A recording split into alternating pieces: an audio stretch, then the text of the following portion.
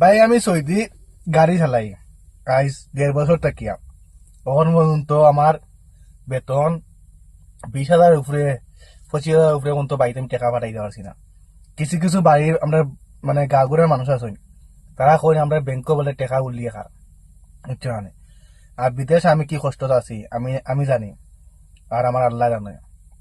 আমার কফিলে তেল খায় বেশি, আমি তারা কইলাম তেল খায় বেশি, কয় এস মুশকিল।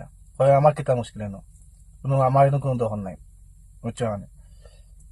যে যেও সৌদি আইতে চাও সবরে করাম ভাই, তুমি তাই কোম্পানি দেখি আও, কোম্পানির টেকা বলে টেকা নাই বলে এমন নাই।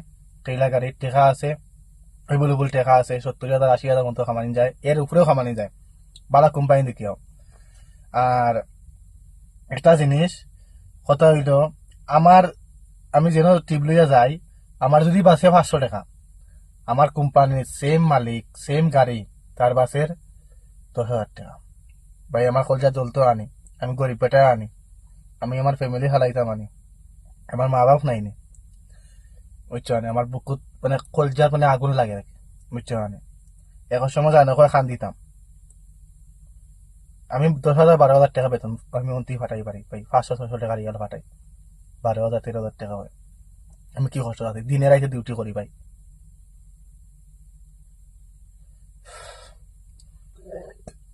ভাই প্লিজ যে ভিডিও দেখো না এখানে, আমার ভিডিওটা শেয়ার করিও। আর ড্রাইভার যারা যারা মানে টেইলার বিদাত আইতে তারা, তাদের কাছে পৌঁছাই দিও। টেইলার বিদাত বেতন নাই এমন নাই ভাই, বেতন আছে, বুঝছো। কথায় আছে আনি, বাড়ির যদি বালা বেটি পাও, তোমার লাইফ সেটেল হয়ে গেছে কি। আর সৌদির যদি বালা যদি সৌদি পাইলাও, তে তোমার লাইফ সেটেল। ভাই আমি এক গরিব, আল্লাহ আমার মনে করো টাকা পয়সা কম দিছেন। যাই হোক আমি আইসি বড় আশা করি বিদেশ বাড়ি খামাইতাম করি, কিন্তু ভাই আমার ওইটা না। ইনশাআল্লাহ ওইব একদিন, না নাই। তবে যে সোর্স তোমার তার না নিয়ে সোর্সটা একটু নামাও, এটা কইছি, বুঝছেন ভাই।